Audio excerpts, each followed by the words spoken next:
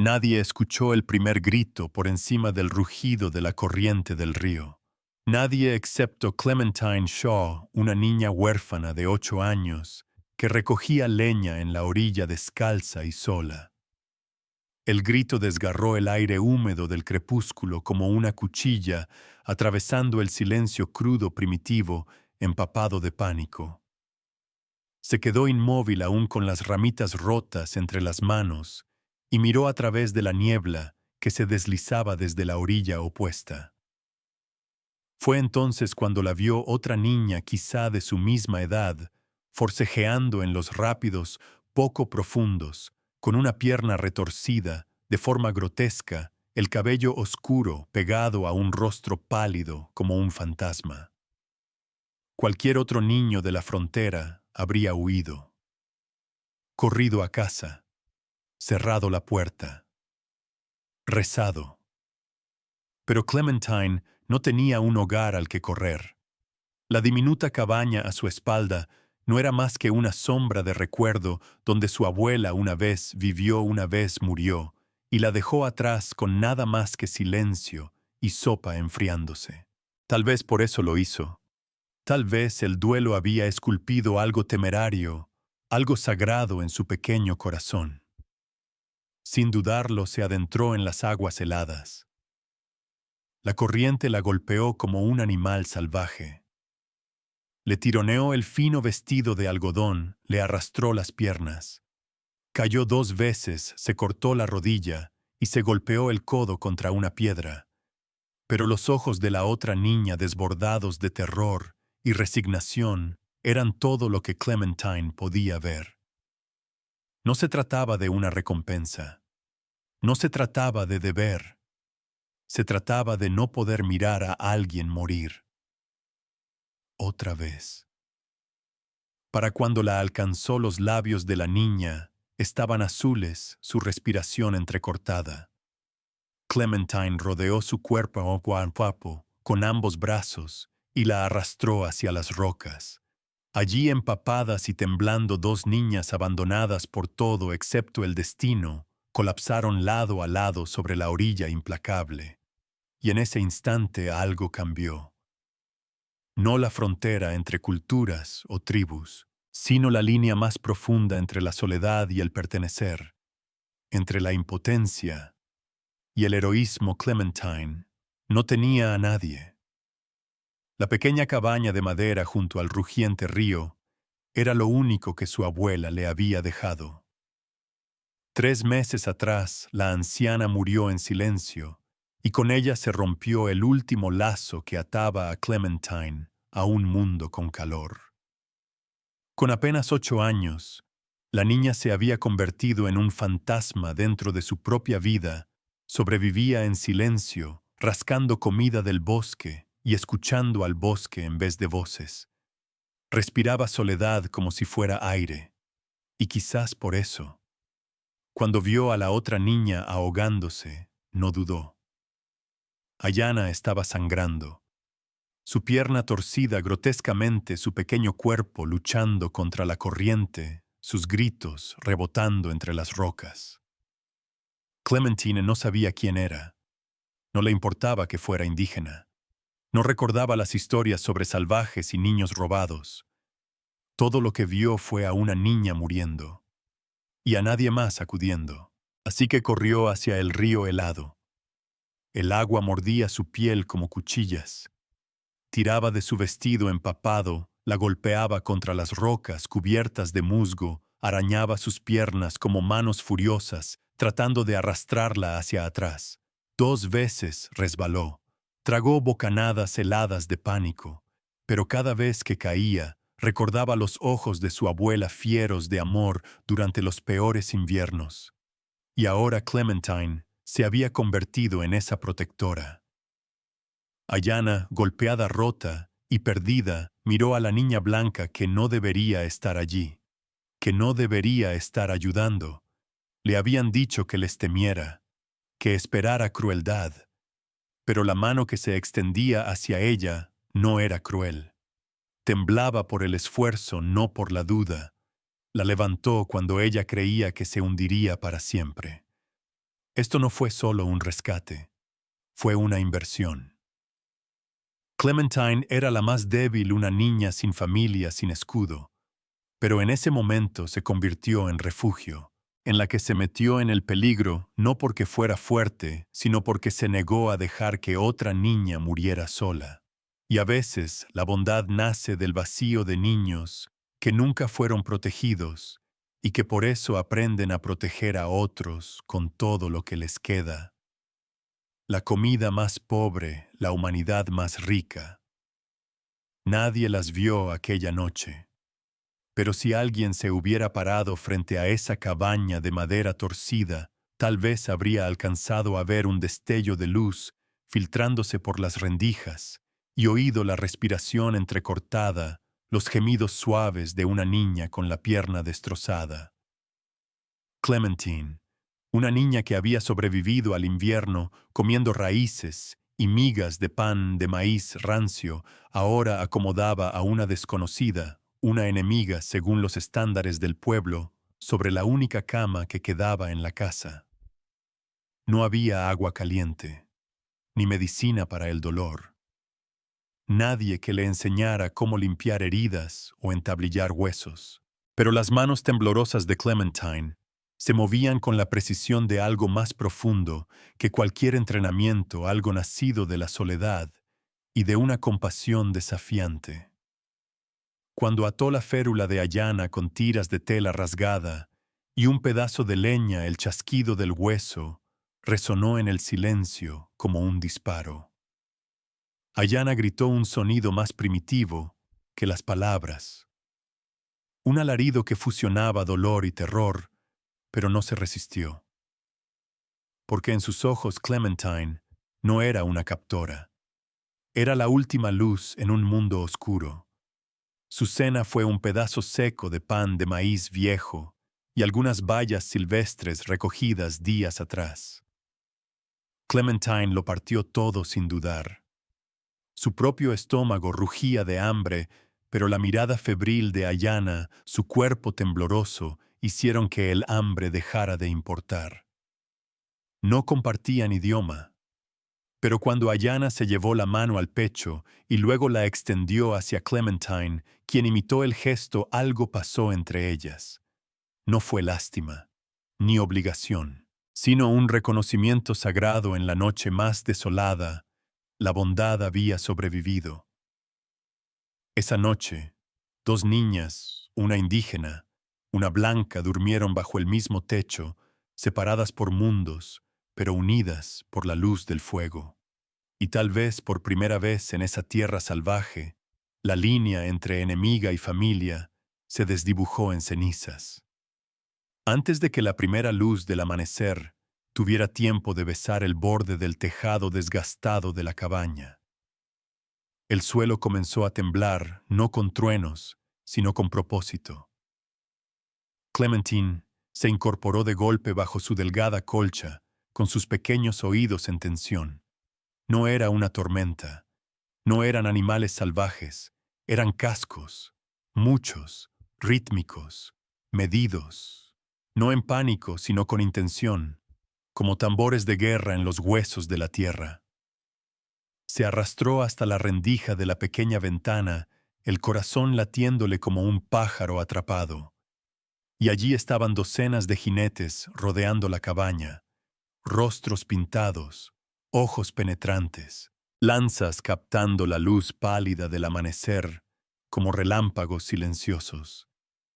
Guerreros de la frontera, no leyenda, no cuentos, sino reales y ahora. Y estaban aquí por algo. O por alguien. Ayanna se removió frágil y febril, pero en cuanto oyó el ritmo de los caballos de su gente, sus ojos se abrieron con esperanza. Llamó en su lengua natal, su voz alzándose con urgencia y anhelo. Pero la respuesta no fue alegre. Fueron gritos de órdenes, el retumbar de armas, sombras moviéndose con propósito letal. Desde donde estaba Clementine, era evidente no vendrían a hacer preguntas. Una niña blanca en una cabaña con la hija desaparecida del jefe. No parecería un rescate, parecería traición, o peor aún, captura. Clementine quedó congelada, pies descalzos sobre el suelo frío, el corazón desbocado. Sus dedos se cerraron alrededor del pestillo de madera de la puerta. Afuera los pasos se acercaban, lentos, deliberados. Cada uno sonaba como el tic de un reloj contando hacia algo irreversible. Y entonces, 3 golpes. No una embestida, no una exigencia, solo 3 toques controlados y respetuosos. Y de algún modo esa cortesía silenciosa resultaba más impactante que cualquier amenaza. Dentro, Ayanna extendió la mano hacia Clementine. Su agarre era firme a pesar del miedo en sus ojos. Asintió como diciendo, «Déjame hablar». Clementine respondió con otro gesto, luego alzó la mano hacia el pestillo. Temblaba, no de miedo, sino por el peso de lo que esperaba más allá de la puerta. Porque detrás no solo había 30 hombres armados, había una elección entre sobrevivir y hacer lo correcto. Cuando la puerta de la cabaña crujió al abrirse y el jefe oso corredor entró, el aire pareció congelarse. Estaba allí como un monumento tallado en piedra de montaña imponente, inamovible, proyectando una sombra que devoraba la luz matutina a sus espaldas. Clementine alzó la vista a su pequeña figura empequeñecida por la presencia imponente del jefe. Detrás de él, 30 guerreros rodeaban la cabaña como el juicio de los dioses. No venían a hacer preguntas, venían a dictar un destino. Pero justo cuando Clementine se preparaba para el castigo o algo peor, ocurrió algo inimaginable. Ayanna, temblorosa pero desafiante, se incorporó contra la pared. Una mano sujetaba su costado herido, la otra señalaba a Clementine. Y entonces empezó a hablar rápido, emocional, urgente en la lengua de su pueblo. Señaló su pierna vendada, el cuenco vacío, el paño ensangrentado, el fuego donde habían compartido calor. Luego presionó su mano contra el pecho, como diciendo, «Ella me salvó». Silencio. Entonces, el jefe oso corredor, que había enfrentado a generales militares sin parpadear, se arrodilló. El silencio se volvió atronador. Ese no era un hombre conocido por rendirse. Nunca había inclinado la cabeza ante los colonos blancos, jamás cedió a presiones externas. Pero ahora se arrodillaba ante una niña blanca. No porque estuviera obligado, sino porque el honor lo exigía. Con un inglés pausado, pero claro, dijo, «Tú salvas mi corazón». Se colocó la mano sobre el pecho, luego señaló a Ayanna. «Mi hija, mi corazón, tú salvas». Detrás de él, guerreros endurecidos por la sangre y el fuego bajaron la mirada, no por vergüenza, sino por reverencia. No porque Clementine fuera fuerte, sino porque había hecho algo mucho más grande, había sido compasiva. Entonces, el jefe hizo algo que nadie esperaba. Metió la mano en una bolsa de cuero desgastada y sacó un medallón sagrado antiguo, tallado en piedra y transmitido por generaciones. Nunca había sido entregado a nadie fuera del linaje de sangre, pero ahora lo colocaba suavemente alrededor del cuello de Clementine. Nadie habló, nadie tuvo que hacerlo. Ese día no fue solo una niña la que fue adoptada.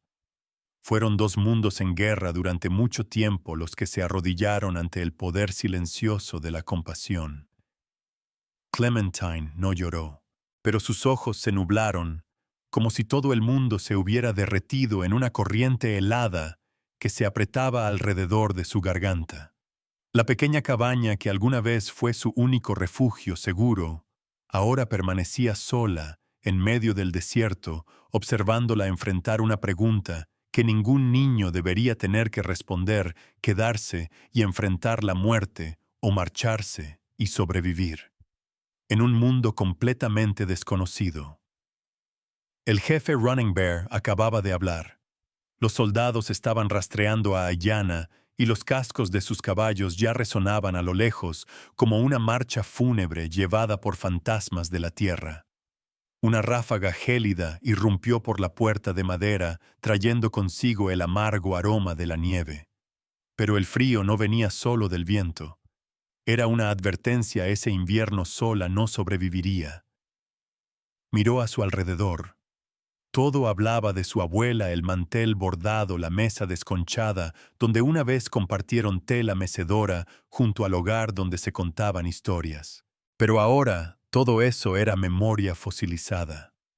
Su abuela ya no estaba. Y si Clementine no se iba, la seguiría hacia el silencio. Ayanna, silenciosa y cojeando, recogió las cosas más preciadas de Clementine: la caja de hojalata que contenía el anillo de bodas, la muñeca de madera desgastada. El rostro de la niña nativa era solemne, sus movimientos deliberados, como si estuviera preservando un alma, no solo pertenencias. El jefe Running Bear hizo una señal a dos guerreros, pero no arrebataron nada ni dieron órdenes.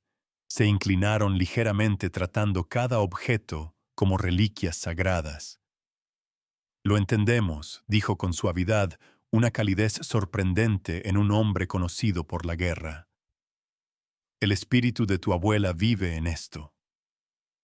No lo tomamos, lo llevamos».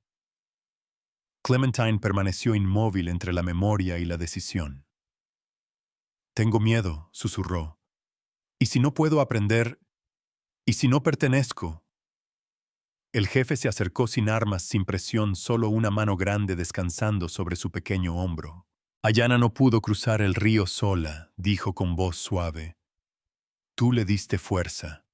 Ella te enseñará a pertenecer. Ambas aprenderán juntas». Y entonces los cascos se oyeron más fuerte, más cerca, urgentes. Ya no había tiempo para dudar. Clementine miró a Ayanna y asintió. Salieron de la cabaña antes de que el último rastro de rocío matutino desapareciera de la hierba. Clementine iba sentada sobre una yegua gris pálida, con la colcha de su abuela envuelta firmemente alrededor de los hombros.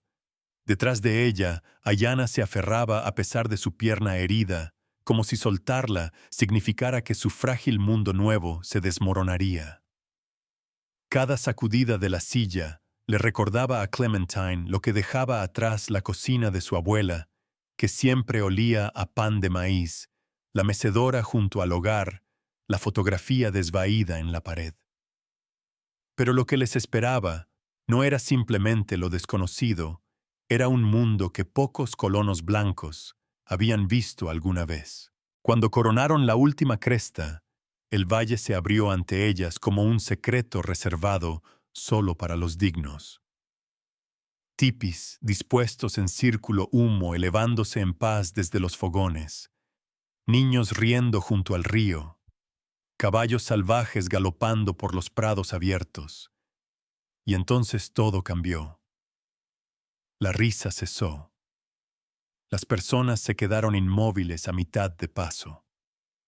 Docenas de ojos se volvieron hacia Clementine, no con bienvenida, sino con sospecha. Algunos miraban con curiosidad, otros con un miedo apenas disimulado. Algunos ancianos se levantaron lentamente con miradas pesadas, como si la niña a caballo fuera un presagio y no una invitada. Ayanna tomó la mano de Clementine, pero incluso su agarre temblaba ahora. En el centro de la aldea, los líderes tribales aguardaban. Susurraban entre ellos con ojos agudos, mandíbulas tensas. Clementine no entendía las palabras, pero no necesitaba traducción. Sus rostros decían lo suficiente. Ella no era una de ellos. No pertenecía, no aquí, no entre quienes tenían todas las razones para desconfiar de los suyos. Su corazón retumbaba mientras recordaba la promesa del jefe, su medallón, sus palabras. Ahora eres hija. Pero al encontrarse con los ojos de los ancianos, el peso de esa promesa se resquebrajó. ¿Podría la gratitud de un padre reescribir la memoria de las masacres? ¿Podría una amistad silenciar generaciones de miedo?